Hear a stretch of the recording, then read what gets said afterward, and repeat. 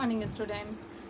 कल हम लोग इकोनॉमिक्स में पढ़े थे सीमांत उपयोगिता, कुल उपयोगिता और औसत उपयोगिता, जिसे मैंने आपको एक चार्ट बनाकर समझा दिया था। आज उसी चार्ट को थोड़ा सा और डिफाइन कर देती हूँ, क्योंकि ये तीनों आपस में एक साथ मिले हुए हैं और बहुत इम्पॉर्टेंट है। आप देखिए, यहाँ पे हमने सबसे पहले लिखा था रोटी की एक इकाई में सीमांत उपयोगिता 16 मिलती है और कुल उपयोगिता भी 16 और औसत उपयोगिता भी 16। तो आप ये सोचते होंगे कि रोटी की एक इकाई से सीमांत उपयोगिता 16 क्यों मिल रही है। आप यहाँ पे ये समझ लें कि रोटी की इकाई और सीमांत उपयोगिता में संबंध ये है संतुष्टि का संबंध।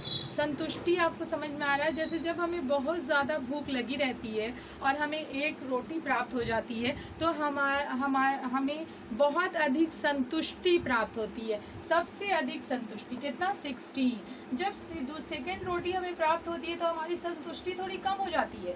क्यों कम हो जाती है? जब भूख ज़्यादा लगा होता है तो हमारे अंदर जब रोटी जाती है तो हमें ज़्यादा संतुष्टि की भावना पैदा होती है। दूसरे में ठीक है, दूसरा भी ज़रूरी है क्योंकि भूख अभी कम है, अभी भूख ख़त्म नहीं हुआ है, तो दूसरे में भी ठीक मिल रही है हमें।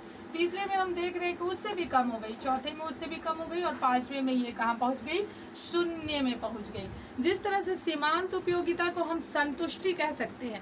जिस संतुष्टि, अब 6 रोटी मिली, मैं हमें कोई भी ज़रूरत नहीं है खाने की, हमारा पेट पूरी तरह से फुल है। तो आप ये देखिए, ये माइनस के बाद कहाँ चला गया? नेगेटिव में चला गया।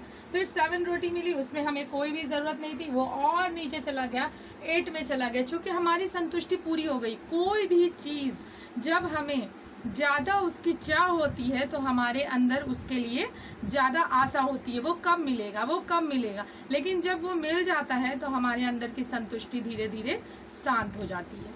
उसी तरह कुल उपयोगिता में मैंने आपको बताया था, पहली रोटी है तो 16, सेकेंड है तो जोड़ देंगे, थर्ड है तो उसको फिर तीसरी रोटी से जोड़ेंगे, फिर फोर्थ को इसी तरह, फिफ्थ को इसी तरह, सिक्स को इसी तरह और 7 को इसी तरह। अब आप यहाँ पे ध्यान दीजिए, जब सीमांत उपयोगिता 0 होती है, जब सीमांत उपयोगिता यहाँ पे 0 हो गई तो भी कुल उपयोगिता बढ़ती ही रहती है।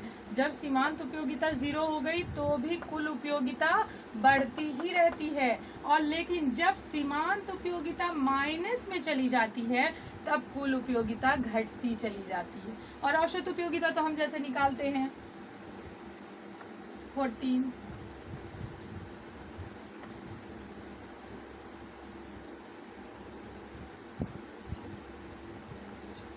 ये देखिए, अब औसत उपयोगिता में क्या है, चूंकि औसत निकालना है, जब ज्यादा था तो ज्यादा औसत निकल रहा था, औसत भी क्रम बाई क्रम घटते हुए चला जाता है।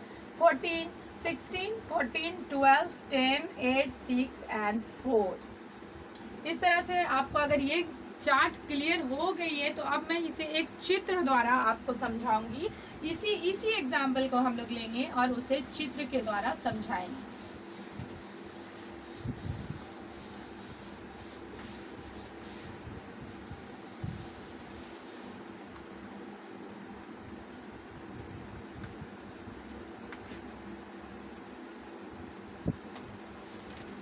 कल हमने जो पढ़ा था उसमें पढ़ा था सीमांत उपयोगिता एवं कुल उपयोगिता में संबंध, जो मैंने आपको अभी तुरंत बताया। जब तक सीमांत उपयोगिता धनात्मक है, चाहे वह घट रही हो, तब तक कुल उपयोगिता बढ़ती है। जब तक सीमांत उपयोगिता शून्य हो जाती है तब भी कुल उपयोगिता बढ़ती है, परंतु जब सीमांत उपयोगिता ऋणात्मक हो जाती है तब कुल उपयोगिता घटने लगती है। ये तीनों मैंने आपको कल लिखवा दिया था और इसी तीनों को, सीमांत उपयोगिता एवं कुल उपयोगिता में जो संबंध है उसे ही हमें चित्र द्वारा दर्शाना है। तो आपको वही एग्जाम्पल मैं ले रही हूँ, रोटी वाली एग्जाम्पल, ताकि आपको समझ में अच्छे से आए। इस चित्र को सही से समझने की कोशिश करेंगे।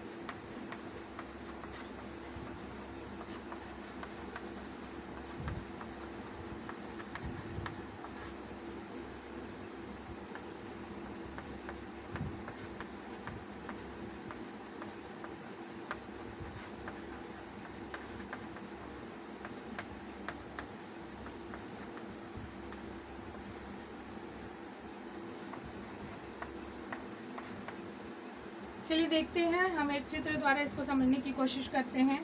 एक डायग्राम है हमारे पास इस तरह का।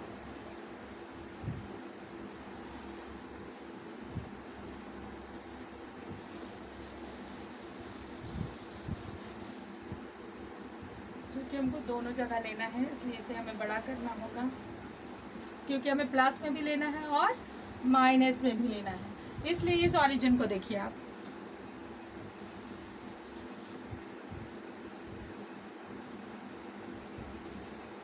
ये एक ऑरिजिन है, यहाँ है y और यहाँ है x, और चूंकि ये ऑरिजिन है तो ये हमेशा O होता है जहाँ से हमारी बिंदु शुरू होती है। अब हम आपको बता देते हैं, ये है, इधर हम ले लेते हैं सीमांत उपयोगिता, सीमांत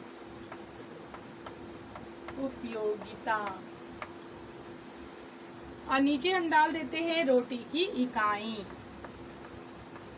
रोटी की इकाई। अब यहाँ पे हम देखते हैं कि रोटी की इकाई कितनी है, तो यहाँ पे है 1 2 3 4 5 6 एंड 7, ठीक है। उसके बाद हम देखते हैं कि हमारे पास सीमांत उपयोगिता कितना कितना आया था। पहले तो ये 0 ऑरिजिन है, उसके बाद हम जब सीमांत उपयोगिता में गए थे तो 4 8 12 और 16, लास्ट सीमांत उपयोगिता कहाँ तक गया था, 16 तक गया था। और नीचे भी हमारी सीमांत उपयोगिता आई थी -4 एंड -8। जब माइनस में रहेगा तो वो ऑरिजिन के नीचे आएगा और प्लस में ऑरिजिन के ऊपर जाता है, ये बात तो आपको पता ही होगी। उसके बाद देखिए, अब यहाँ से हमको मिलाना है, जब एक रोटी थी हमारे पास तो हमारा जो सीमांत उपयोगिता था, जो हमारी संतुष्टि थी, वो 16 थी। जब हमने 2 रोटी खा ली तो ये सीमांत उपयोगिता 12 हो गई। जब 3 रोटी खाई तो सीमांत उपयोगिता 8 हो गई। जब 4 रोटी खाया तो सीमांत उपयोगिता 4 हो गया, ठीक है। लेकिन जब हमने 5th रोटी खाई तो सीमांत उपयोगिता हमारा 0 हो गया। जब हमने 6 रोटी खाई तो सीमांत उपयोगिता हमारा -4 हो गया। देखिए नीचे इससे मिटा दे रही हूँ मैं, ताकि आपको ये लाइन में कोई दिक्कत ना आए। उसके बाद फिर जब हमने 7 रोटी खाई तो हमारी सीमांत उपयोगिता क्या हो गई, 8 हो गई। आप देखिए इस तरह से ये मार्जिनल मिल रहा है, ये प्लस से कहाँ जा रहा है, माइनस की तरफ चला जा रहा है। देखिए ये कितने रोटी से नीचे आया, ये आपको ध्यान देना है, 6 रोटी, इसलिए ये 6 को कवर अप करेगा, 6 को कवर अप करेगा। 5 में हम कहाँ चले गए, 0 में चले गए थे, लेकिन 6 से फिर हम नीचे चले आए। देखिए ये यहाँ पे कट रहा है, इसको हमको 5 में काटना है। आपके पास ग्राफ पेपर होगा तो आप उसमें सही से बना सकते हैं। ये 5 रोटी से कटते हुए नीचे को आएगा, क्यों, क्योंकि 5 रोटी में हमारा ऑरिजिन 0 हो गया है। फिर 6 रोटी से हमारा ऑरिजिन -4 एंड 8 रोटी में हमारा ऑरिजिन 7 तक चला गया है, ठीक है। यहाँ पे इस बिंदु को हम थोड़ा सा डार्क दिखलाएंगे। आप जब पेंसिल से इसे बनाएंगे तो थोड़ा डार्क डार्क करेंगे ताकि ये पता चले कि ये कहाँ तक गया है ऑरिजिन। इसको हम M कहते हैं, मार्जिनल।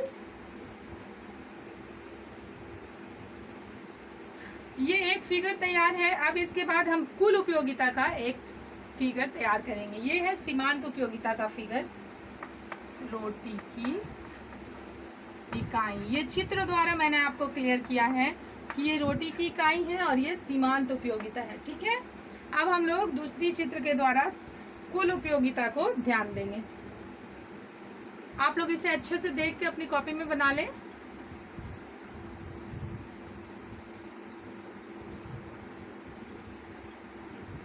मैं इसे मिटा रही हूँ ताकि मैं कुल उपयोगिता बना सकूं।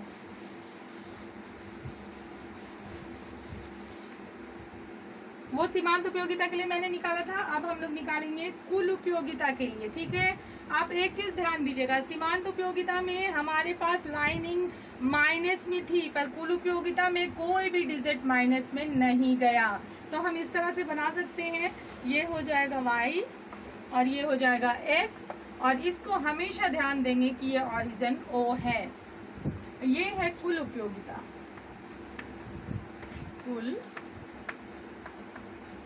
उपयोगिता। ये हम लोग सेम ले रहे हैं, रोटी की इकाई।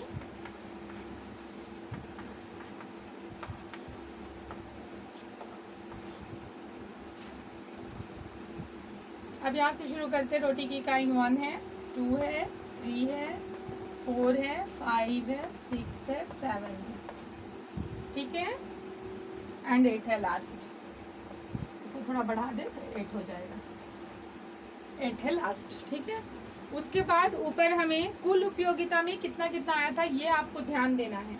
सबसे ऊपर जब हम चले गए थे 48, लेकिन हम नीचे से शुरू करेंगे, ठीक है। ऑरिजिन के बाद हम शुरू करेंगे नीचे से। कितना था? 8 था, फिर 16 था, फिर 24 था, 32,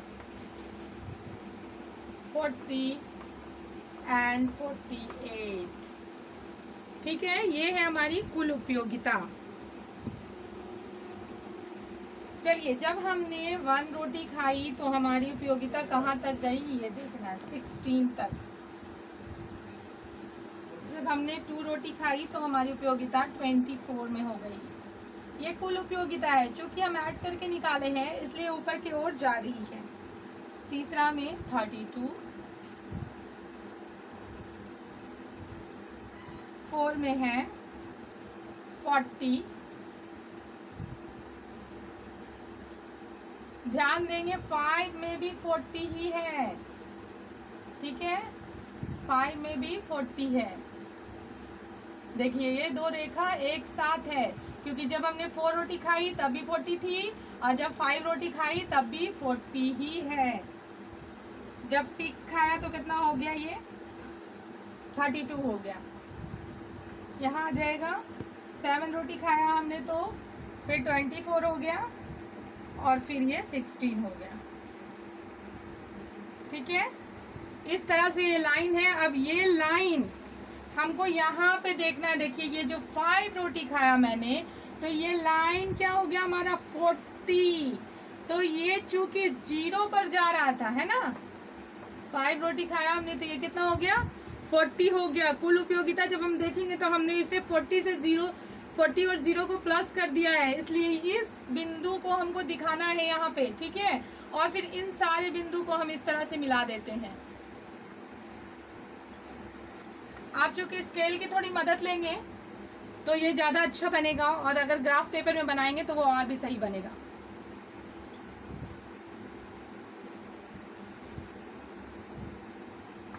ये है H। ये इस चीज़ को आप थोड़ा सा डार्क करके दिखाएंगे कि क्या हमने कहाँ कहाँ पे लिया है, ठीक है। आप इसे बना लें और इसे समझने की कोशिश करें।